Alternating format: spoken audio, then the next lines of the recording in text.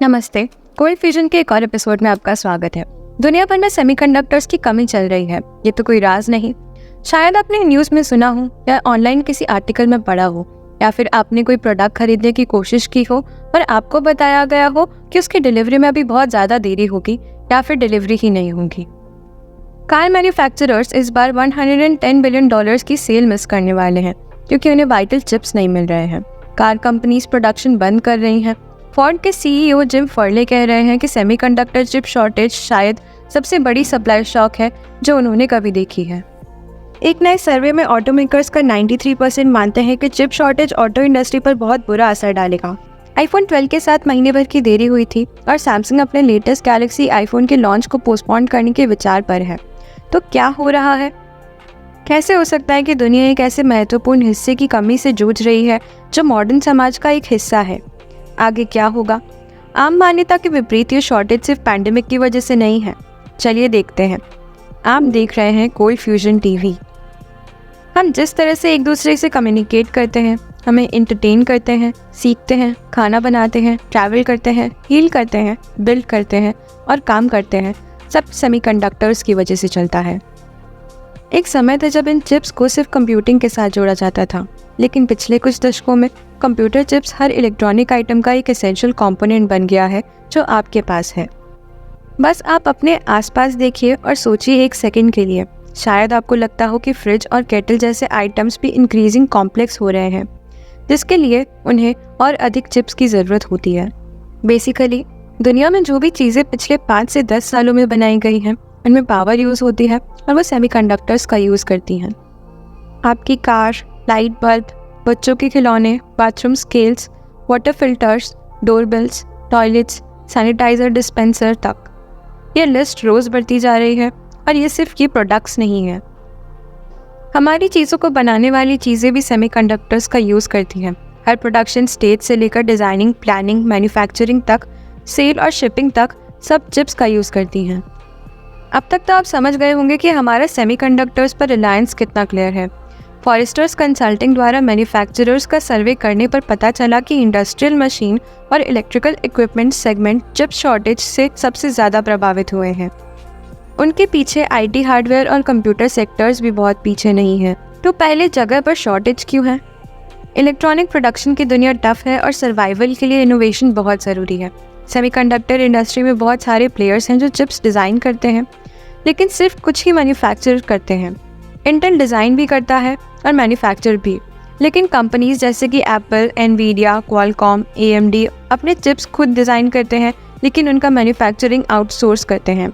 Intel खुद भी जल्दी उनमें से शामिल होने वाला है।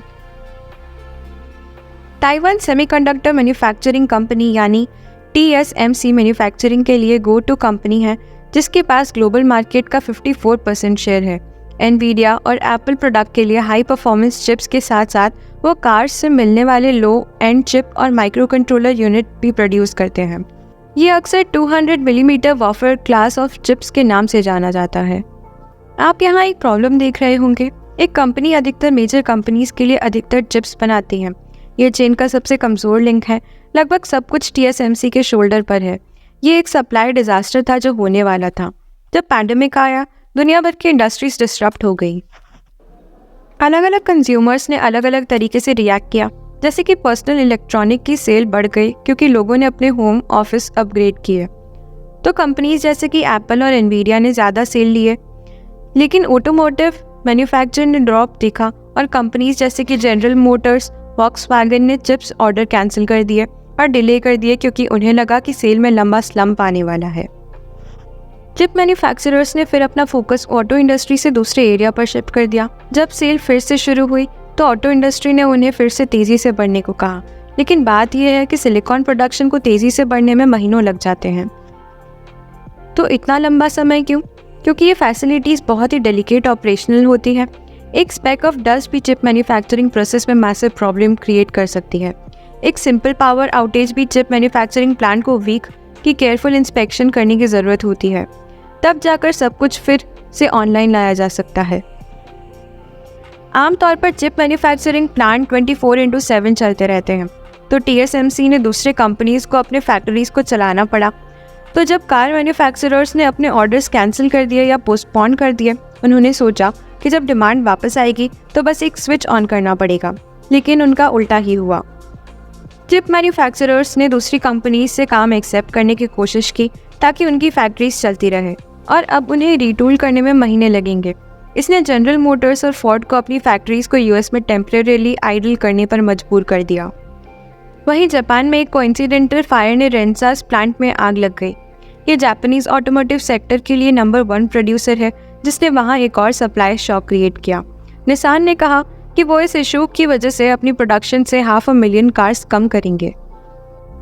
सुबारू ने कहा कि वो 48,000 कम कार्स बनाएंगे।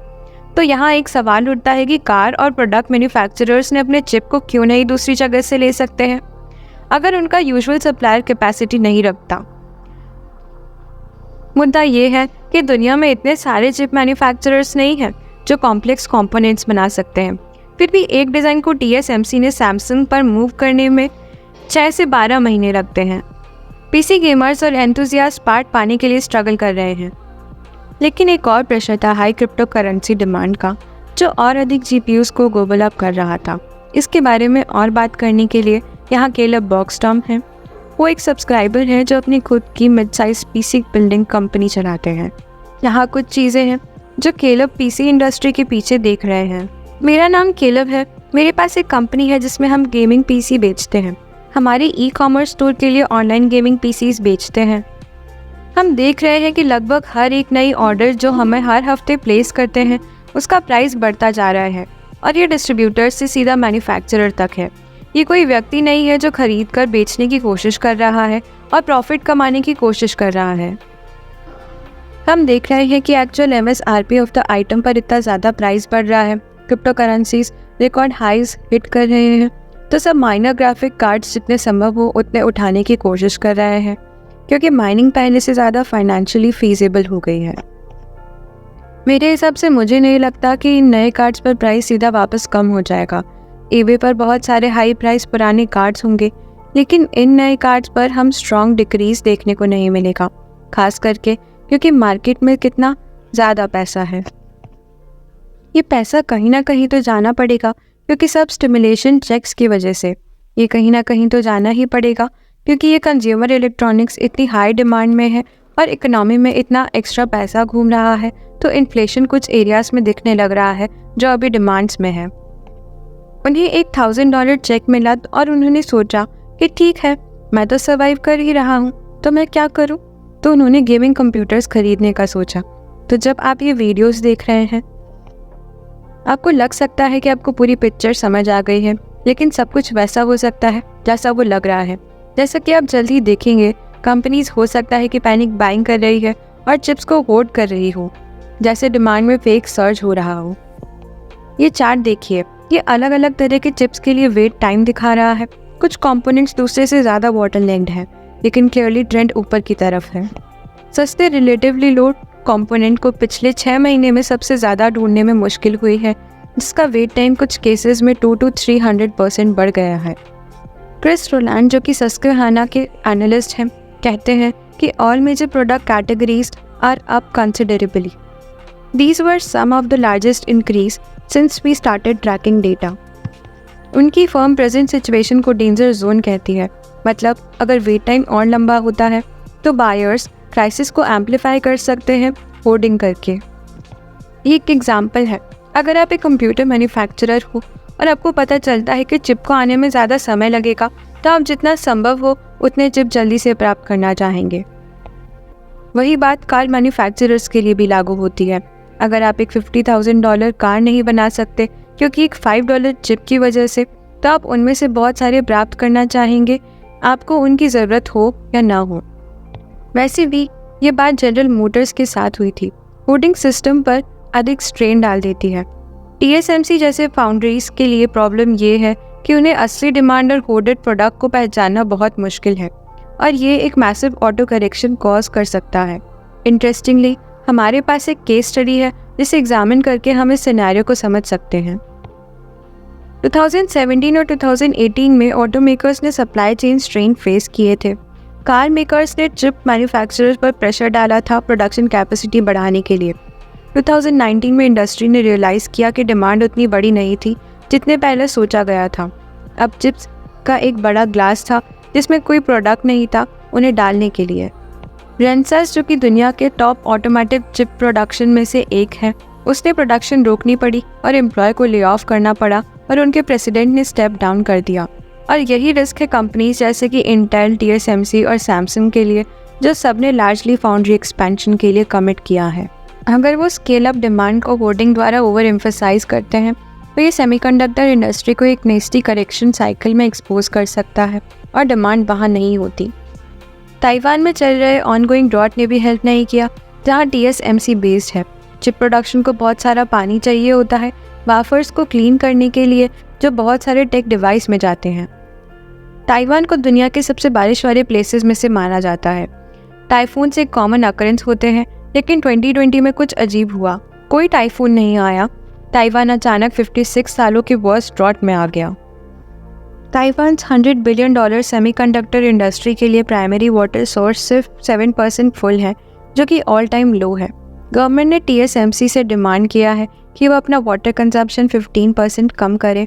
ये एक और कंस्ट्रेंट है इस पूरी इंडस्ट्री के की सप्लायर के लिए। तो समरी में जो हम देख रहे हैं वो सिर्फ पैंडेमिक नहीं है, ये पैंडेमिक है जो लोगों को घर से काम करने पर मजबूर कर रहा है। एक्स्ट्रा स्पेंडिंग मनी मिल रहा है स्टिमुलस चेक्स के फॉर्म में। जापान में फायर्स हो रहे हैं, ताइवान में ड्रॉट्स हो रहे हैं, होर्डिंग हो रही है, क्रिप्टो करेंसी डिमांड बढ़ रही है और भी ज़्यादा कॉम्प्लिकेटेड कार्स जो व्हीकल के लिए ज़्यादा सिलिकॉन रिक्वायर करती हैं। ये एक परफेक्ट स्टॉर्म है जो इंडस्ट्री को उसके नीज पर ला देता है। और ये बात भी नहीं टच कर रही है कि ताइवान जियोपॉलिटिकल सिचुएशन में क्या है। आगे बढ़ते हुए एनालिस्ट प्रेडिक्ट कर रहे हैं कि शॉर्टेज साल भर कंटिन्यू करेगी। एनवीडिया के chief financial officer Colette Kress ने अप्रैल में इन्वेस्टर्स को बताया, we expect demand to continue to exceed supply for much of this year. इन ऑनगोइंग इफेक्ट्स ने वर्ल्ड लीडर जैसे US प्रेसिडेंट जो बिडेन को क्वेश्चन करने पर मजबूर किया कि सप्लाई चेन पहले जगह पर कैसे पहुंची थी और क्या कुछ हो सकता है जिससे ये फिर से ना हो। फरवरी में प्रेसिडेंट बिडेन ने एक एग्जीक्यूटिव ऑर्डर साइन किया था सेमीकंडक्टर सप्लाई चेन को रिव्यू करने के लिए 100 डेज ऑथराइज करने के लिए। शायद ही सेफ कहना होगा कि जबकि रोड लंबी है, फुल रिकवरी ज़रूर होगी, लेकिन इंडस्ट्री लीडर्स ने ग्लोबल इकोनॉमी का वेट एक मैन्युफैक्चरिंग प्लांट के शोल्डर पर रेस्ट करने का तरीका आने वाले महीनों में स्क्रूटिनी के अंडर आएगा। TSMC ग्लोबल सप्लाई चेन का एक वाइटल पार्ट है और इसी तरह ताइवान भी। BBC के हिसाब से एडवांस माइक्रोचिप के लगभग 90% ताइवान में मैन्युफैक्चर होता है। तो ये क्लियर है कि अगर चीज़ें गलत हो जाती है तो किस तरह का बैकअप प्लान होना चाहिए, लेकिन ये ईजियर सेड देन डन है। तो चलिए इस एपिसोड को थोड़ा फन फैक्ट के साथ एंड करते हैं। तामागोची डिजिटल पेट ने सप्लाई चेन को ऑलमोस्ट डाउन कर दिया था जब उन्होंने दुनिया भर के यंग लोगों में एक स्मैश हिट बन गए। इन छोटे पेट्स के लिए इतनी बड़ी और अचानक डिमांड ने ताइवान की लगभग पूरी सेमीकंडक्टर कैपेसिटी को ले लिया, जिसने शॉर्टेजेस और डिले ट्रिगर किए जो दूसरे सेक्टर्स में स्पिल हो गए, तो वहाँ आपको मिल गया। हालांकि आज की शॉर्टेज बहुत बड़ी स्केल पर है, लेकिन ये इंटरेस्टिंग है कि नोट करने के लिए इस तरह की चीज़ें कुछ नई नहीं हैं। मैंने आज के टॉपिक के आइडिया को कोल्ड फ्यूजन डिस्कॉर्ड से सजेशन से लिया था। तो अगर आप वीडियो सजेस्ट करना चाहते हैं या फिर सिर्फ चैट करना चाहते हैं तो इसके लिए लिंक डिस्क्रिप्शन में होंगे। हम कम्युनिटी पर कॉन्स्टेंटली इम्प्रूव करने की कोशिश कर रहे हैं। अगर आपको ये वीडियो पसंद आई है और आप टेक्नोलॉजी, साइंस, बिजनेस या हिस्ट्री पर कुछ और देखना चाहते हैं तो कोल्ड फ्यूजन को सब्सक्राइब करें। मेरे म्यूज़िकल क्रिएशन को फॉलो करने के लिए मैंने एक सेकंड चैनल बनाया है जो भी लिंक के नीचे है। वैसे भी मुझसे इतना ही। मेरा नाम डगोगो है और मैं जल्द ही मिलूंगा आपसे नेक्स्ट एपिसोड में। Cheers guys, have a good one. Cold Fusion, it's me thinking.